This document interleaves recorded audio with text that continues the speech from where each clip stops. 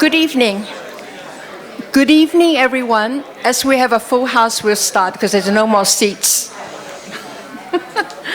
Welcome. And also, before we introduce the speaker for this evening, I just have a few announcements to make for the forthcoming lectures.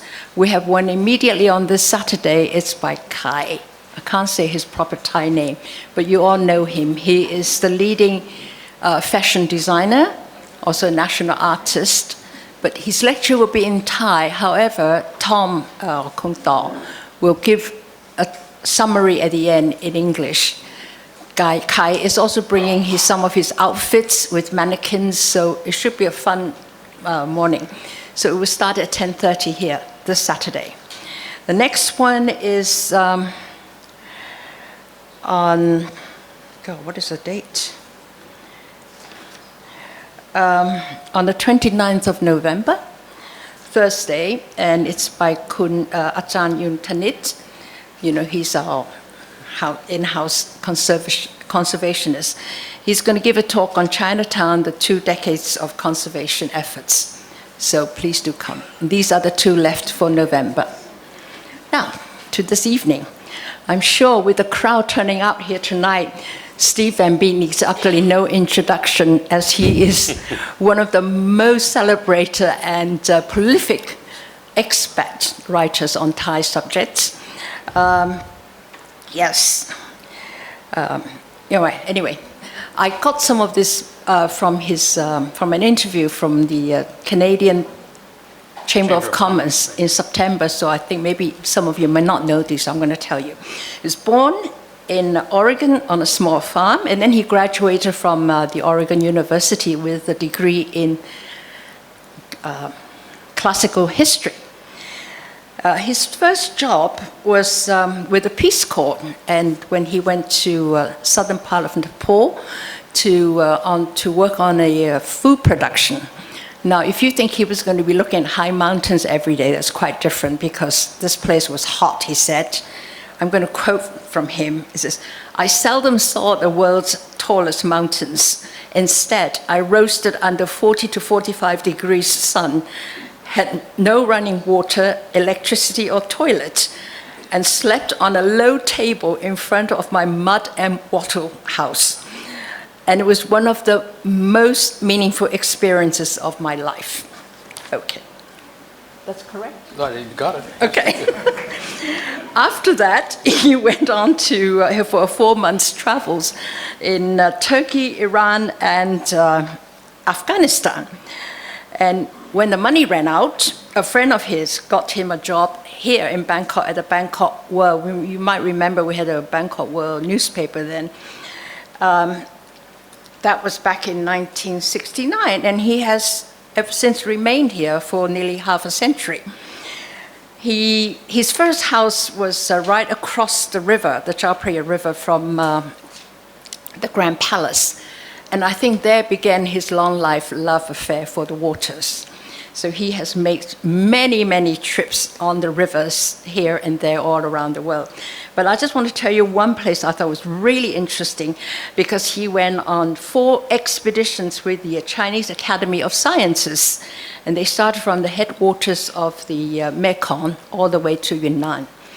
And he said all were first descents. Now, I wasn't quite sure what a descent was, but it meant that no one had ever been on that part of the river before. So that is something. Now, I think we must invite Steve to come back and give a talk on these fascinating river trips. But however, tonight he's going to talk about his latest book, which you have seen downstairs, News from the 90s. This is a collection of news items that reporters he had gleaned from the Bangkok Times newspaper.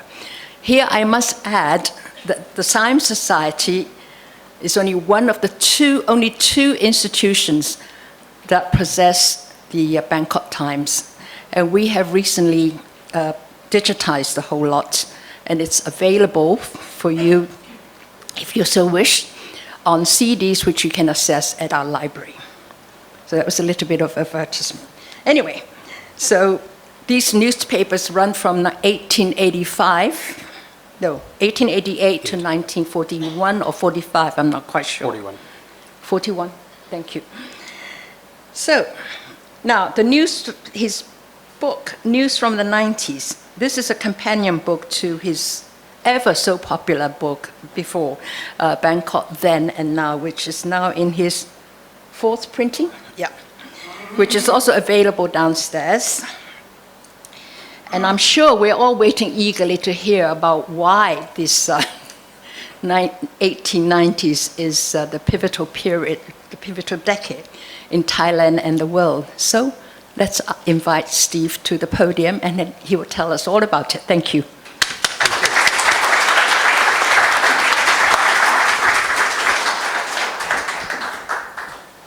Good evening, and thank you for coming.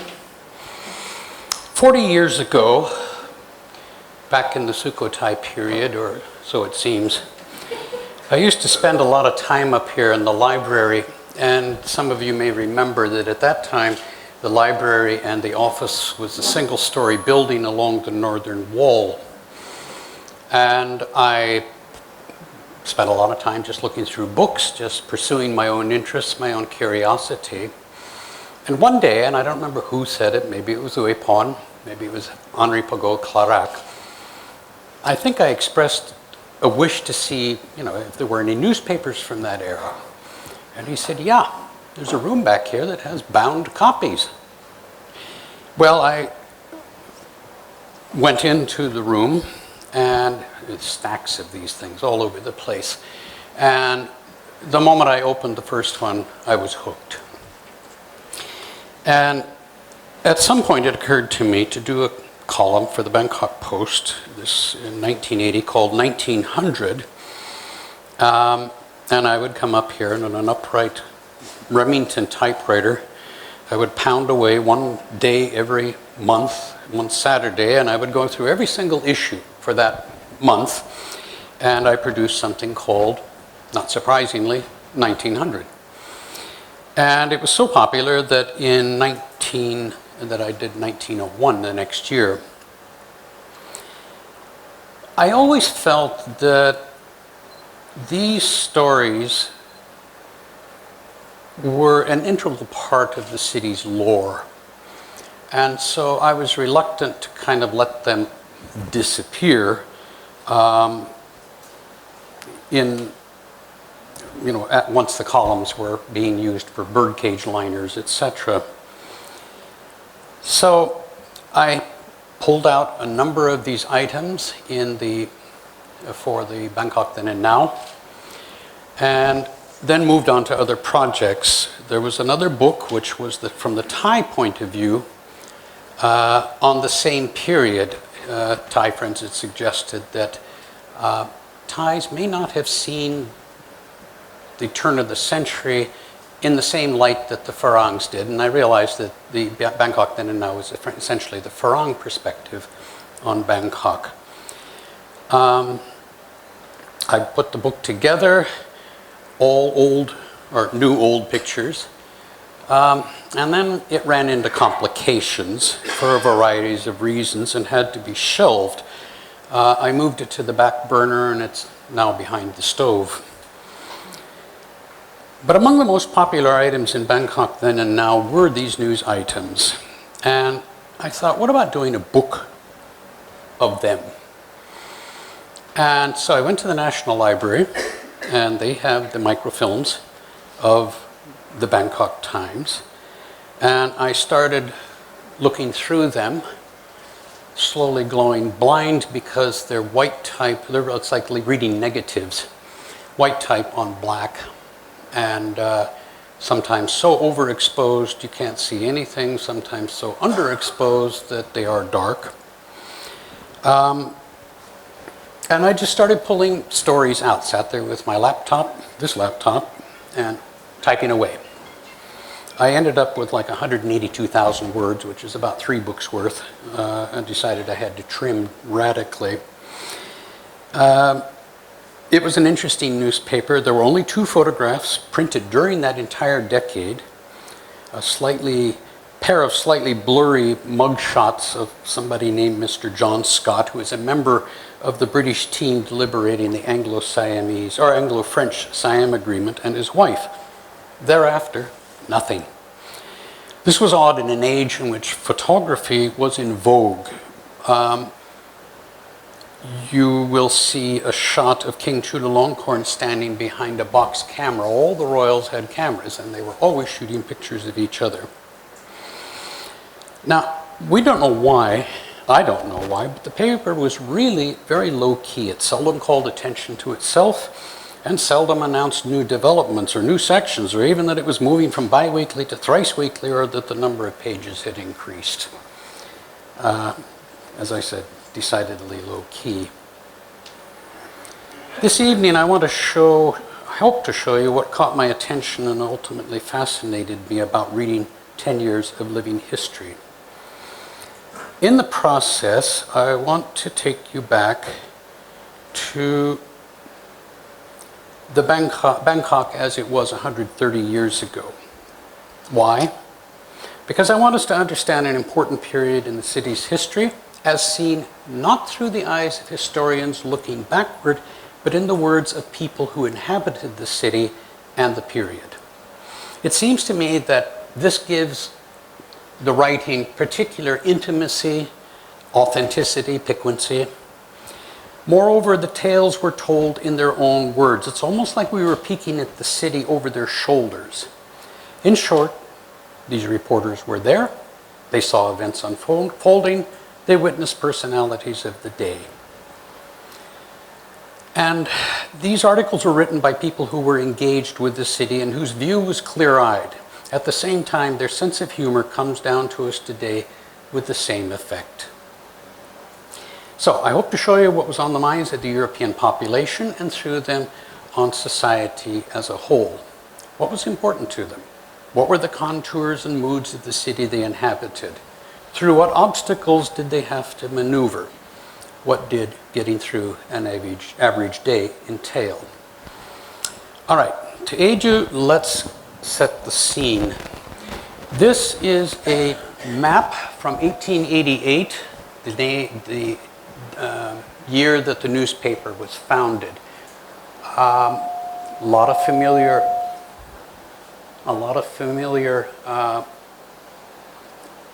landforms, etc. This is Sampeng coming down through Chinatown. At that time, Yawarat hadn't been built. We didn't have sepia. But then as now, or now as then, it was three distinct geographic areas. We had the royal enclave.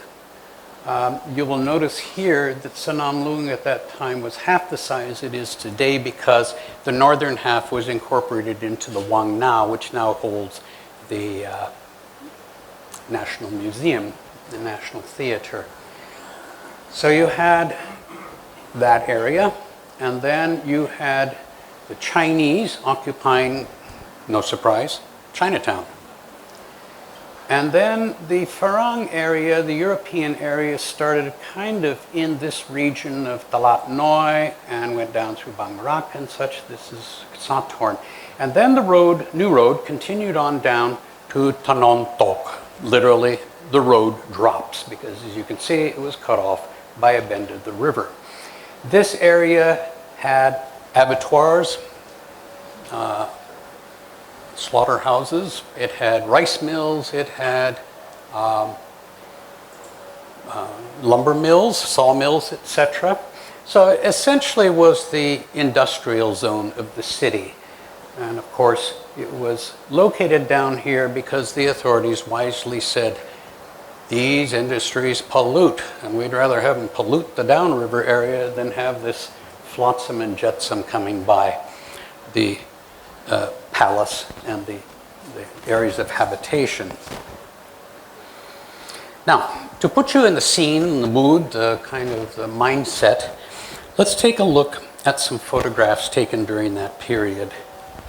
This, of course, is King Chulalongkorn, ruled from 1868 to 1910. This was a drawing of the riverfront, probably an engraving taken from a drawing. You will see a lot of structures here which no longer exist. This was probably just after the turn of the century, so it isn't exactly the period that we're talking about. Okay. This was the port area. As you can see, a lot of junks and sailboats. Sailboats being the primary, the wind being the primary motive power until steam was introduced, steam launches. Okay.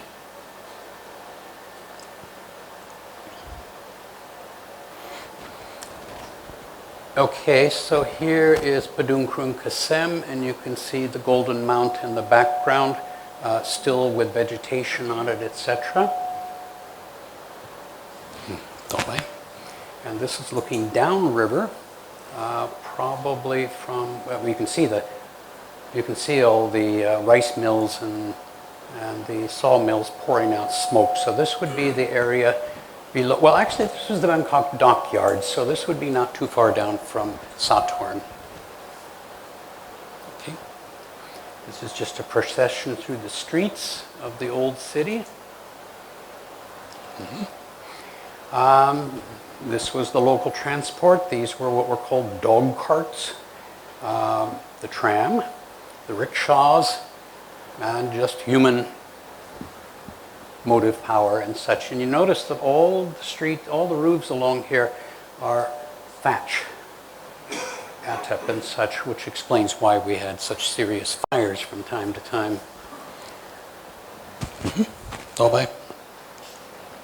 This was the Rotrang, this was the tram, and I'll explain more about that in a second. And this is the lower portion of town, which is still quite jungled. This is the area outside the Wat Prakeo and the Grand Palace, and you will notice cows grazing in Sanam Luang. This was just a Chinese shop down in Sampeng and such, selling Buddha images, Chinese wearing cues, large families, etc. And these were for sale, of course, not for display. And this is a picture of King Chulalongkorn with his wife, one of his consorts, and some of his kids just kind of relaxing in a park setting. Very bucolic time, very tranquil by comparison. Here he is, as I said, with a box camera. Took a lot of pictures on his own. Okay. A lot of posed pictures. They loved setting up a background and then putting subjects in front of it. Okay. A damsel after her shower, apparently.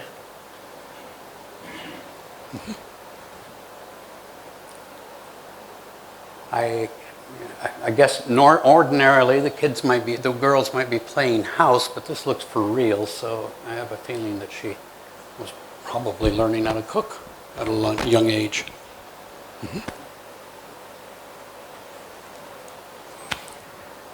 There was a photographer who came in about 1899 and took a whole series of photographs of really quite ordinary people.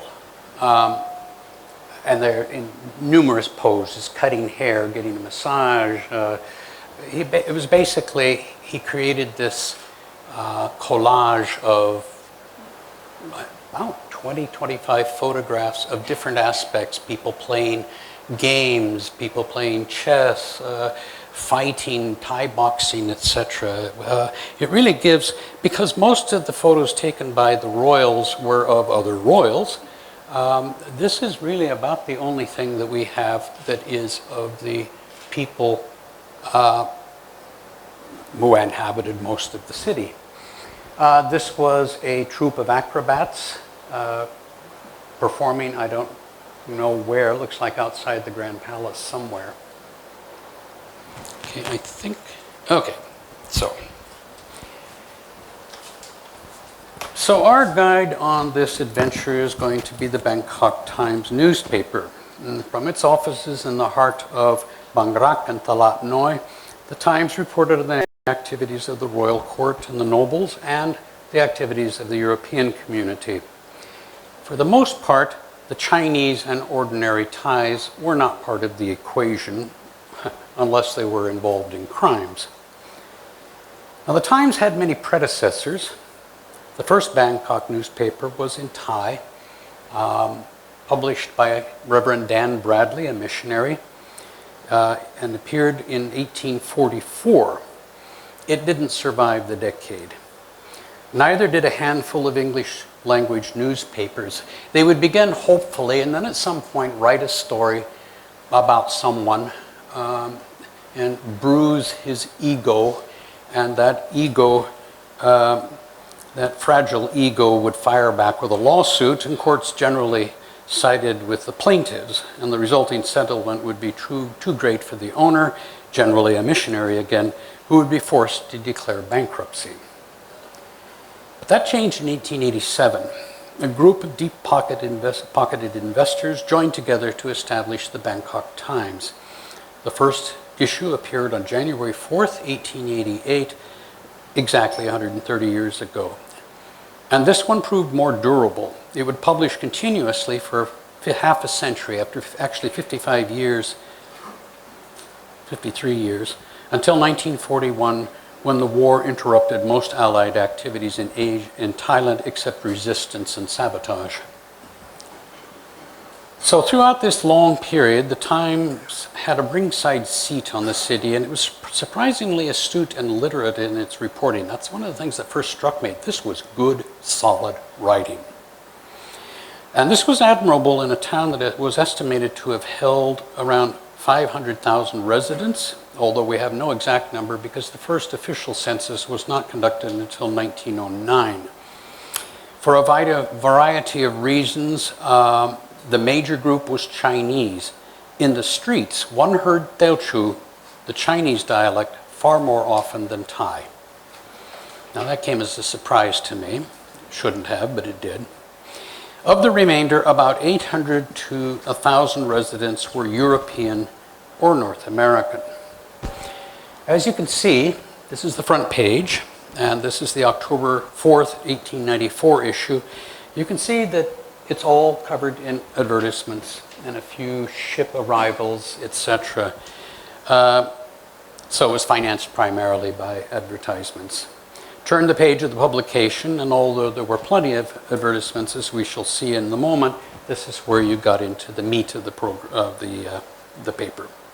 Now, why did I choose the 1890s? Well, Thailand was going through a reformation of sort, with King Chulalongkorn tapping resources and personnel to modernize Thailand. And although it began its life by reporting local news, by about the mid-1890s, its editors seemed to have realized that most of the readers were businessmen and diplomats who were interested in economic intelligence and how events in Europe might affect their operations. Now, by this point, the editors were aided by the introduction of telegram services provided by Reuters, which still exists today, a British firm, and a French firm called Havas. Thus, faraway wars, business developments, and personalities came into sharp and immediate focus rather than being reported weeks after the event when ships carrying home newspapers docked in Bangkok. Now, this will give you some idea of the distances. This is from the July 2nd, 1892 edition. On Saturday evening, March 19th, one postcard was sent from London via Vancouver to Hong Kong and reached there by the SS Empress of India on April 28. An answer on the return card was posted 3 hours after its receipt by the P&O Mail and was delivered in London on the evening of May 30, thus occupying in transmission around the world 70 days, the quickest time on record. So, the Bangkok Times thus served as the link between the city's citizens and between them and the wider world. It was a broadsheet that was edited by a crew of knowledgeable editors and reporters, many of them from Sri Lanka. They were clear-eyed with a healthy skepticism about everything, as journalists usually are. They could quickly spot fake news, flummery, or pompous self-aggrandizing personalities, quickly calling them out when someone tried to pull the wool over the public's eyes or was indulging in lies and exaggerations. wouldn't they have had a field day today? Moreover, they were not afraid to name names, although what makes the paper appealing is that they were masters of language, clever at finding circuitous ways of telling the story without putting themselves in the path of a lawsuit. Not everyone was impressed. This description appears in a novel set in Bangkok. Quote, "The dingy, spongy sheet sprinkled thinly with advertisements and edited by the haughty little gentleman in nose nippers." Nose nippers, he's referring to nez perce, the glasses that fit on your nose that don't go over your ears. And that sentence appears in the short novel Folk by Joseph Conrad, whose experiences in Bangkok would appear in 3 of his novels. Now, as you can imagine, excerpting stories from my new book's 165 pages means being selective, limited by the time we have available this evening. But let me try to give you a representative sampling leavened by some of the lighter stories. The big Siamese stories of the decade were the completion of the railway line to Pak Nam. If you traveled down, it started at Hua Lamphong Station and went along Klong Wua Lamphong, not Hua Lamphong, which later became Rama 4. And if you go past Klong Toi, the road bends, and then it comes back straight as it goes past Soya Ri. Well, where it bent, if you continued straight, you would be on the railroad going to Pak Nam. So that's our only real evidence that the railway was there. Other newsworthy events included the establishment of tram service, the introduction of electricity, and in 1893, the inauguration of electrified trams 10 years before Copenhagen and Tokyo. The Pak Nam incident in 1893 was a fearful time for residents, as was the severe illness of King Chulalongkorn in 1894 and the tragic death of Crown Prince Vajiranote in 1895.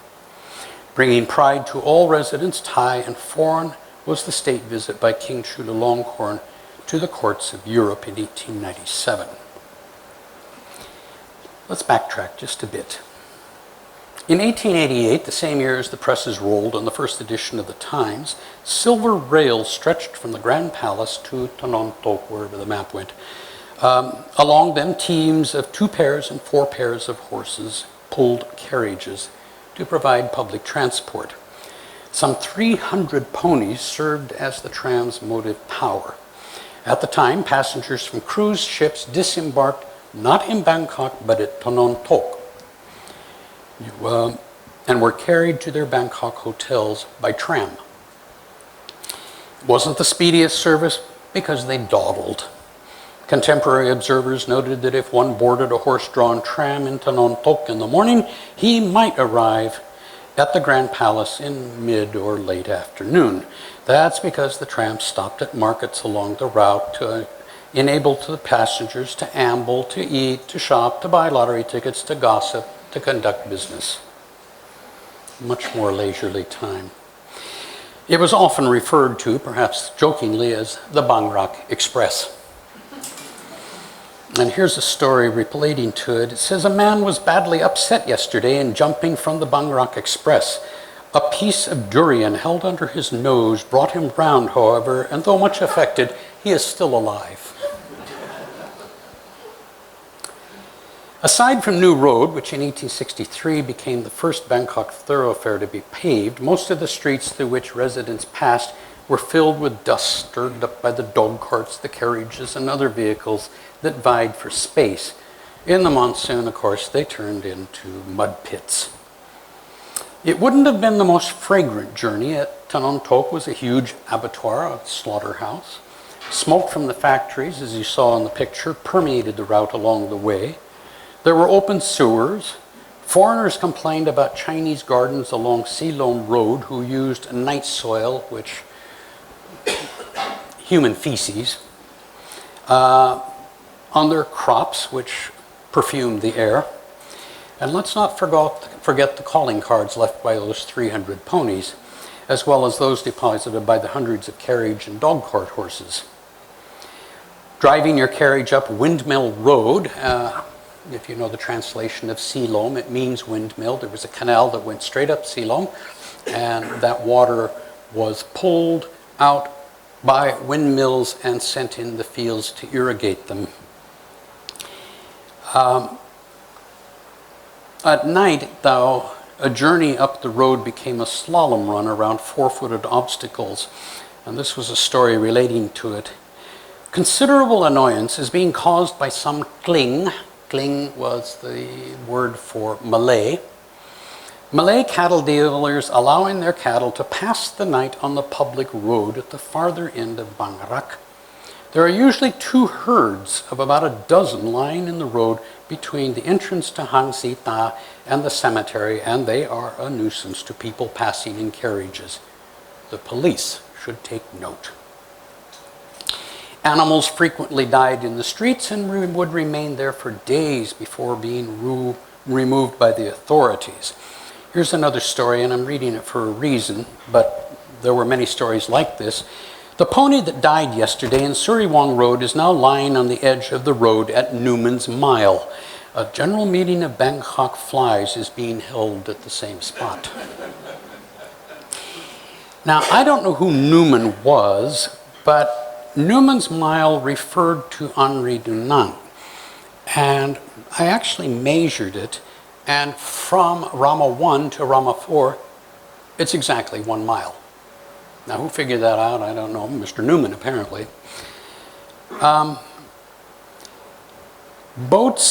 Ferry boats generally on the river, they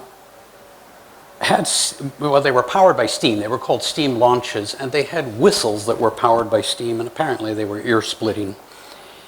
The story relating to that says, the steam whistle nuisance is apparent in an accentuated degree according to complaints which reach us from the riverbank residents. In the case of invalids and nervous people, the evil is a real one, and it is to be hoped that some ordinance will before long introduced to check it. That was in 1894. Now, for steam whistles, substitute the traffic wardens in front of shopping malls and their incessant whistle blowing, and I think you'll get kind of a sense of what the riverbank residents were putting up with.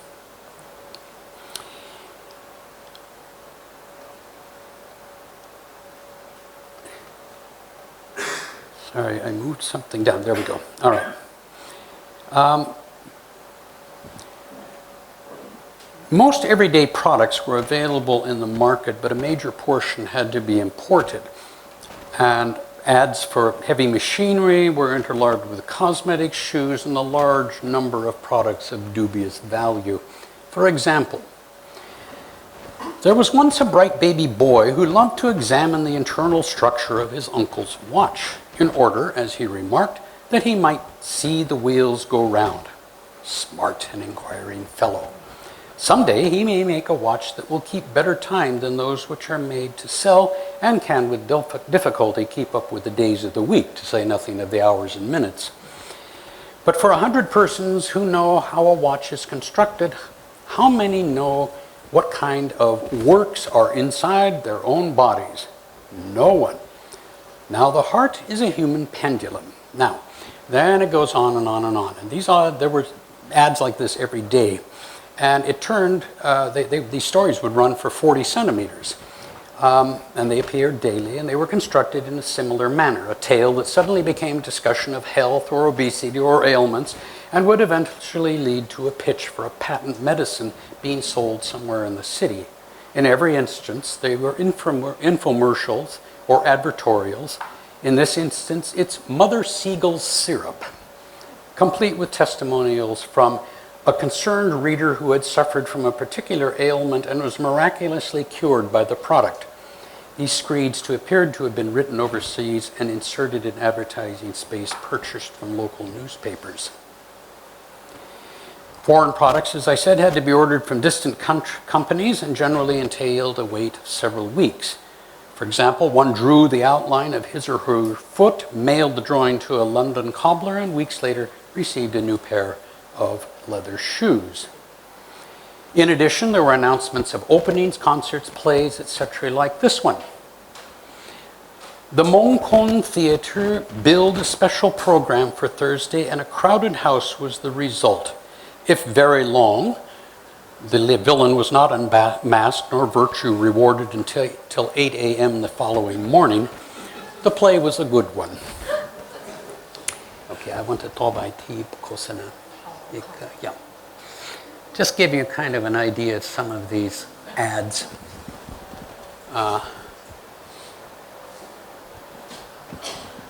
Can you read that at the back, or should I? Yeah. It's pretty big, yeah. All right, so this is for perfume made from crabapple blossoms and originated in London, sold here. This was a play that was performed in Bangkok. This is telling that it will be performed on the 24th of August, 1899. These are perfect pebble spectacles that strengthen and preserve the sight.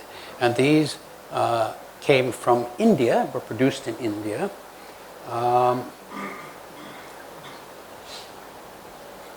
pamphlet, entitled Ignorance, the Cause of Numerous Eye Diseases, will be sent to you by submitting 4.5 annas, and I'm trying to remember how much an anna, well, how much would an anna at that time be? It would have been modest. Okay. Every year the circus came to town during the different circuses from different places and performed generally in Sanam Luang for several nights running. So this was during the cool season generally. It was a big event. Bangkok, opium, 1,500 chests of opium wanted. I can't imagine that appearing in the Bangkok Post. Apply at the opium department. So, actually there were things called farmers, opium farmers, fish farmers, I'm trying to remember the other ones. Basically what happened was one person would go to the government, the government would offer a bidding for a particular type of product. Whoever the highest bidder was would promise to pay them a set amount and then could go out and earn it back, usually by gouging and such. The system proved to be rather untenable and they dropped it, I think, at the end of the century. Anyway, all right, here's the British dispensary that still existed at that time, but this was at Sikak and New Road. If you know Sikak PSC, it's down toward Klong Lod on New Road. Sarsaparilla is the best blood medicine. Did you ever try it for dyspepsia, for eruptions? I don't even want to know what eruptions are, but this is your remedy. No spoons. Did you? Toilang Bepio? Yeah, I only just saw this. Yeah, this one. No spoons required to measure out exact doses. I don't know. Maybe you just stick a straw in it and suck away or something. I mean, that doesn't sound like a precise science. Okay. Employment agency. Toke was the term that was used for managers, Chinese managers. I'm still trying to locate Ames Bridge. There are many references to it. I haven't found anybody who knows where it was. They produced a new almanac, the Bangkok Times every year, that would kind of list the principal businesses and their board of directors and etc. One Pra, as you know, is the Buddhist holy day based on the lunar calendar. So it would tell you when the Siamese calendar holidays were, which was vitally important because at that time the Thais celebrated 40 holidays with days off a year. So, and it was selling for 1 saloon a copy, which is 1/4 of a baht. Okay. Robert Lenz was a well-known photographer, and he was offering collections of photos, etc., as a Christmas gift. Now, these were the boots, as I mentioned, one where you would draw your foot. In other words, they weren't actually selling the shoes here. You sent off an order. And so it was like a mail order to London. During that year, let's see, what year? 1894, the Bangkok nursing home, there in the newspaper, there were many discussions about setting it up. There were some pros, some against, etc. But they felt they needed kind of a sanatorium in the city, and the Bangkok nursing home, as you know, which is now B&H Hospital, was eventually built. Carbolic Vinolia soap. Somehow the carbolic kind of puts me off. What exactly am I? I'm sure it will get rid of, dirt, but probably skin as well. So, and it's a sure preventative of Dobie itch. I have no idea what Dobie itch is. The only thing that I can guess from Dobie itch is that Dobies were the Indians who cleaned, who laundered your clothes. And so it might be that the soap that they used or whatever would, your clean clothes would come back and immediately you begin scratching. So, whatever. This is the Bangkok Hotel. There were many small hotels, first-class family residence with all modern improvements. And they generally, travelers generally stayed there, but that's where you went if you wanted to go out for a night on the town and a restaurant and such. So this, look at this, telephone number 48. There were Japanese companies here. There were Japanese doctors and clinics and such. It's just received a new shipment of household requisites and decorations. I guess you have to go and look because I have no idea what it would be. Okay? And then Psycho Cycles. I like the name. But the Singapore Cycling Club's 1 mile and 2 mile handicap races were won by someone riding cycles. Psycho Cycles. Anyway, offhand, it looks like that seat is awfully close to the handlebars. And I'm not sure if I were sitting in that seat. Oh, that's the other handlebar. Okay, sorry. I thought it was a projection back from the handlebar. Okay, something I need to tie. Can I? Yeah, okay, cup. Now this is interesting. Because there were only 2 photographs that appeared in the newspaper, I thought, well, I will print from the microfilm. The results were pretty dismal. So I came up and I talked to Kanita in the office manager, and I said, you remember a long time ago, there were these bound copies? And she said, yeah. What happened to them? Oh, they're still in the back room. What? So I went down there, and some of them had been damaged by flood, and I can't remember what year it was, but the rest of them were still there. And so I photographed them. I went through them and photographed them.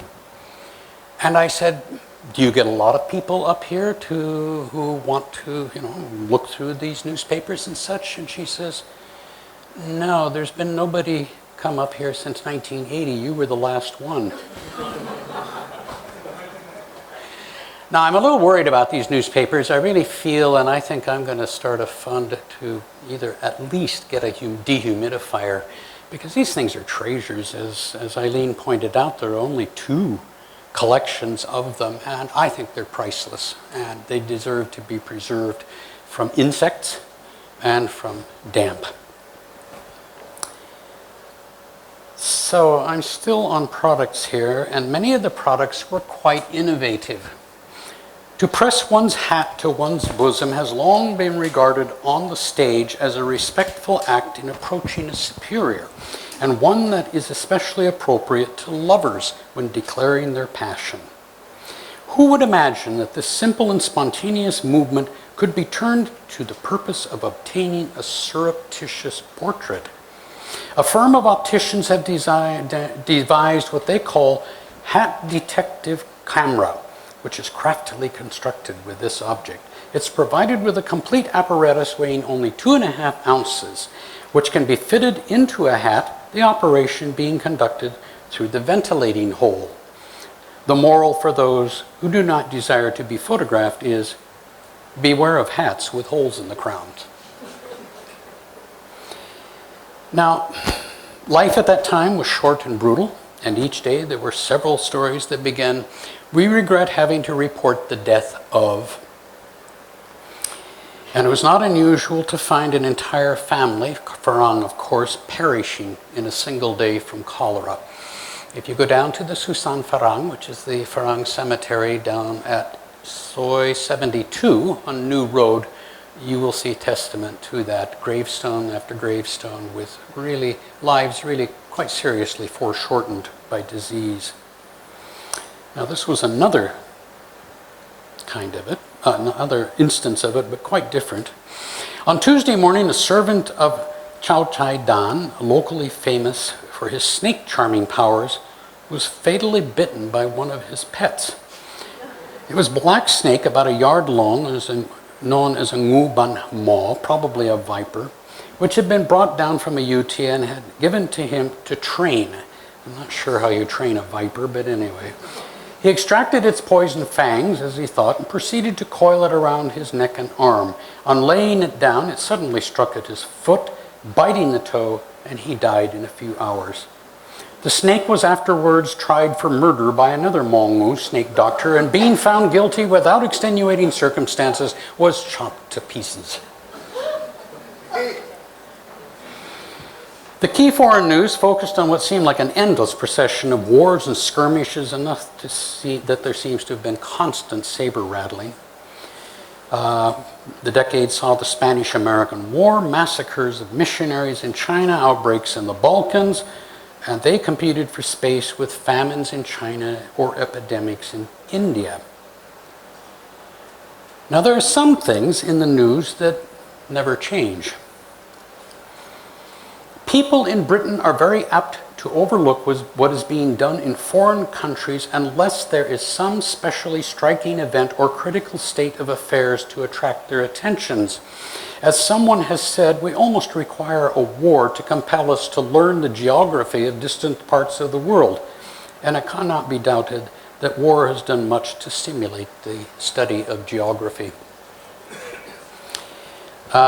Does this sound familiar? This was in 1890. The members of the Devil's Own, he's describing lawyers, are a strong power in the United States Congress. Out of 422 members, no fewer than 288 are lawyers. Not changed much, huh? The editors were not above commenting on local affairs or offering advice. This one is, the more frequently we see the Siamese troops marching out, the more we are convinced that they should be supplied with shoes. They offered, often without evidence, numerous observations such as, to be perfectly proportional, to be perfectly proportional, a man should weigh 28 pounds for every foot of his height. Now, I'll leave you to work that out for yourselves. In addition to the series news, editors were not above running droll and shaggy dog stories like this one in 1892. A Nevada hunter spent 3 months looking for a grizzly bear, and the man's relatives have spent 3 months looking for him. They found the bear. Or this. If you have any last wish, said the priest to the convicted man on the scaffold, tell me, and I will try to carry it out. Yes, replied the poor wretch, I want to learn to play the piano. Or this. This is how a country minister in a certain town in England took permanent leave of his congregation. Brothers and sisters, I come to say goodbye. I don't think God loves this church because none of you ever die. I don't think you love each other because I never marry any of you. I don't think you love me because you have not paid my salary. Your donations are moldy fruit and wormy apples, and by their fruits ye shall know them. Brothers, I am going away to a better place. I've been called to be a chaplain in a penitentiary. Where I go, you cannot come, but I will go to prepare a place for you, and may the Lord have mercy on your souls. Editors were bemused by odd stories. This was one. A Victorian dental firm intends celebrating the record reign, being the reign of Queen Victoria, by presenting 60 sets of teeth to the deserving toothless. The deserving aged and the deserving poor have been much heard of, but the deserving toothless sounds novel. There seems to be a fine opening here for a local chiropodist to take out 60 corns for free from the feet of the deserving corny. Also, if some philanthropist would give 100 hot baths for the deserving dirty, or cut the hair of the deserving hairy, it would bring joy to many. Now, this is interesting because last Friday, The Guardian carried a story about a project called Homeless Not Toothless, initiated by a group of dentists in Los Angeles that now provides dentures to toothless homeless people. This is one that surprised me. It's probably apropos of nothing, but it says it's not very generally known that no taxes are paid by foreign residents except such as have been approved by their consuls. Stories about a wide variety of crimes, some perpetrated by Thais, but a large number laid at the feet of Europeans, appeared daily, suggesting a lack of security. Some were horrific and humorous at the same time. Here's one. A very sensible man, that Parisian commissioner of police, who arrested the author of an attempted explosion at the Rothschild Bank. He made the prisoner pick up the bomb and carry it himself to the police station, remarking dryly, "If the thing explodes, you'll be the first to die." Most stories concern burglaries or acts committed while inebriated. Very few involved weapons. A day or two ago, a thief stole a couple of iron boxes belonging to Mr. J. Lawson of the Royal Railway Police. Any Asiatic found wearing 6 white shirts and $150 worth of jewelry and possessing 370 baht is probably the man. One evening this week, a European caused some consternation by entering a house on the New Road and devoting unnecessary attention to the crockery, which he left strewn as the leaves on the strand. Adequate compensation has since been given to the owner of the plates and saucers, and everyone is satisfied. The Times was passive-aggressive on the subject of women. On the calls for universal suffrage, the newspaper was decidedly anti, preferring that women hew to the traditional roles. Interestingly, one moment it would take a noble stand on the issue of women's rights, and the next moment repeat some misogynist joke about this or that failing of a woman, often paired with male gullibility. Connie Gilchrist, the burlesque actress, was married to the Earl of Orkney on the 19th. It is stated that no fewer than 4 real, thoroughbred British noblemen are engaged to marry ladies on the variety stage. One can scarcely fancy that the unusually somewhat checkered career of a music hall artiste is an altogether adequate training for the drawing room, but things are changing rapidly nowadays, and from what we humbler folks occasionally hear concerning our aristocracy, the introduction of an average serial comic lady into the upper circles may even have a refining and elevating tendency. At a fashionable ladies' gymnasium in New York the other day, 4 beautiful young ladies made a tambourine tinkle when it was suspended 6 feet in the air, This is great kicking, but not as great as ensued when their respective families, when news of this exploit leaked to the newspapers. 11 children apiece, says a German scholar, is the whole duty of a woman. 2 before 20 years old, 5 between 20 and 30, 3 between 30 and 40, and 1 thereafter. The 1890s saw the modernization of the city with new infrastructure projects. The dominant themes was Thailand's dramatic transition from a quiet backwater into an international presence on the world stage. Led by forward-thinking King Chulalongkorn, Thailand underwent far-reaching reforms, shucking off an antique past as it prepared to enter the 20th century as a modern nation. But the editors couldn't resist warning residents of the consequences of filing fake lawsuits against the city for injuries in road construction project. The story is, the attention of the public is directed to the notification appearing in another column with regard to the repairs of the roadway in Oriental Avenue. Individuals intending to mutilate themselves with a view to damages are warned that their cases will be considered by a cold-hearted Danish tribunal. What makes these stories different is the personal involvement of King Chulalongkorn. For example, it's not at all unlikely that the great activity in the building line, as well as the repairing of roads and bridges, is due to the fact that His Majesty has adopted the plan of driving around the city unannounced and seeing how things are by personal inspection. A simple carriage containing His Majesty with 1 or 2 of the royal children was driven along the Palace Road and elsewhere as ordered on 4 different evenings this last week. As an aside, the Palace Road was the former name of Ratdamnir Nai, which goes past Sanam Luang. The Farang attitude towards Siamese royalty and government officials was deferential. Europeans seem to have held King Chulalongkorn in high esteem, and praise for his reform efforts don't seem to have been dictated by a fear of lèse-majesté. When the king experienced a health scare in 1894, it set off a panic in the European community. Now, a moment ago, I mentioned the Pak Nam incident, and it was a traumatic time for Bangkok, providing the bulk of the news stories for several months in 1894.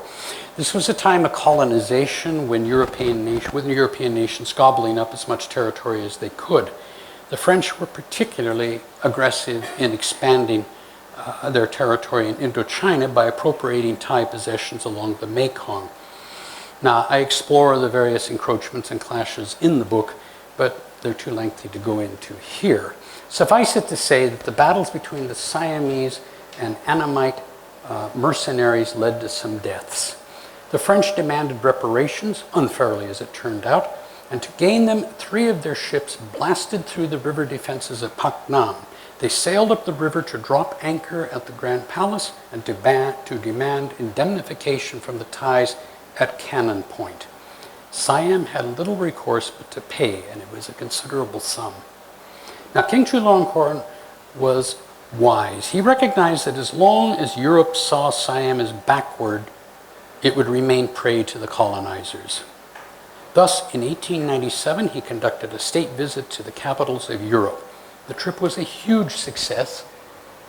With European press coverage of this urbane, intelligent man who showed himself the equal of any European monarch.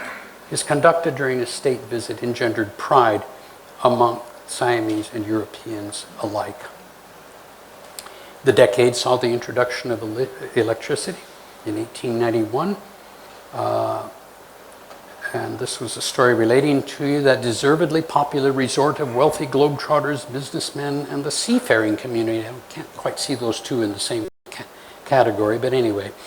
The Oriental Hotel has added to its attractions the electric light, which was flashed into every room in the building on Wednesday last and shed its soft rays steadily throughout the night.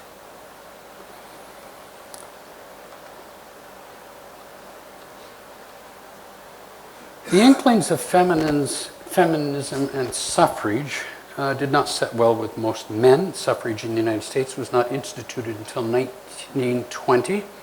It came 27 years after it was adopted in New Zealand in 1893. But on the subject of marriage, the Detroit Free Press quotes the following Dakota matrimonial advertisement. Lovers, take notice. On and after this date, I will present an elegant chrome parlor lamp or a set of water glasses to all bridal couples married by me. All marrying done in the most artistic way, either in private or public. Runaway couples married at any hour of the day or night, and the pursuers thrown off the scent. Reduced rates to those who I've married before. A red lantern hangs in front of my door on Prairie Street at night. No dog kept. Night bell directly beneath the lantern. Not everyone was partial to the institution of marriage. It says an Australian newspaper, when in the last few days 2 divorce cases have arisen in which it was reported that the parties were married and that as soon as they came out of the church, the bridegroom sprinted round the nearest corner and never came back. In neither instance was any reason assigned. To all appearances, the bridegroom got married casually and then went away casually, and casually stayed away. One vanished husband met his wife a year or 2 after and asked her casually how she was getting on, and then made a remark about the weather and said, "So long," and went around another corner. The other didn't even make that amount of a reappearance. He remained permanently around his original corner. The court worried and tore its wig a good deal over these cases with the idea that there was collusion somewhere, but could find no traces of it. Apparently, it was nothing at all save casualness and a habit of being round the corner, and judgment had to be given accordingly.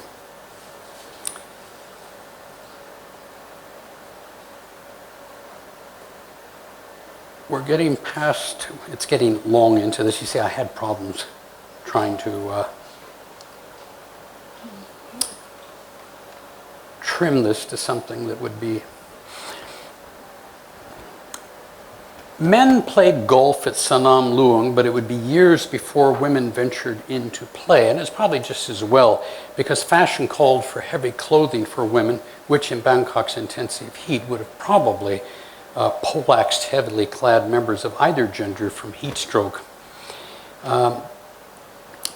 And this story said, golf has found its way into Kashmir with somewhat curious results. For correspondent writes, little swear wheels in a form not unlike the Burman prayer wheels are now in use on the golf links. They are conducive to silence as when one missed a particularly good stroke, one takes the wheel hurriedly from the caddy and violently turns it around. The swear words for ladies, I am told, consist of tut, tut, tut, and blow, bother, and yes, really, Mr. Editor, a big D. The correspondent is discreetly silent as to what swear words are twirled out for the men.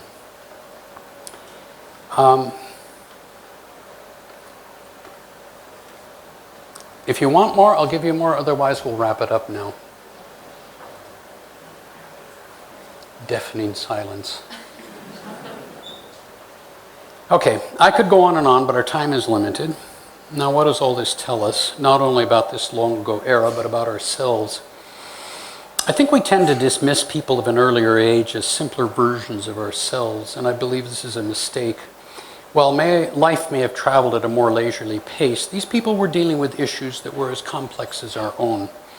Unlike us, they were hamstrung by lack of communications and rapid transportation, machinery, an educated workforce, air conditioning, and entertainment venues. Moreover, they were hampered by disease and the lack of modern medicines. I'm not sure I would want to live in the Bangkok of the 1890s, but thanks to imaginative reporters, we can vicariously enjoy the decade and all that it offered. For that, I applaud the citizens whose lively voices reach our ears across a vast expanse of time, thanks to the Bangkok Times. Thank you.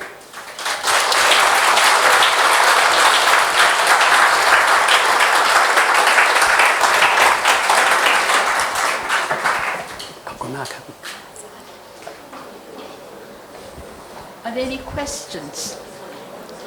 People are getting up. Are there any questions? Yes, can we leave now? I didn't realize it had gone so long since I... It's late. Actually, I was want to know why. What kind of newspaper was this? Was there any international news?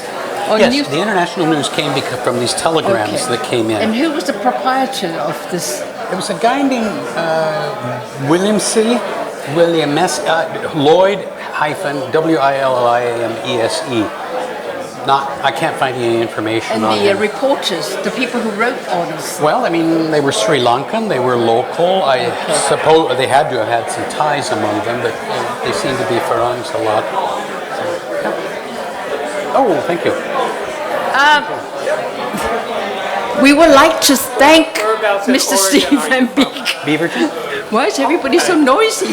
I'm from up there near Eugene. There's a Oh, yeah, sure. That's where I went to town called university. Wembley. It's out of control It, now. it was a logging community, and So they near logged the area out. Springfield? Nothing there anymore. I haven't been there for years. Right. But I used to have grandma to do beef. Yeah. Okay. Thank you. Good. Well, A duck. Excuse me, Almost a duck. please. We would like to thank Steve for this very interesting talk. I have no idea such things existed in our basement here. But yes, thank you very much. And we would like to offer you this. Oh, thank you. Somebody taking a picture or not? Thank you. Thank you. Thank you. Good, nice introduction. And come back and do the river trip.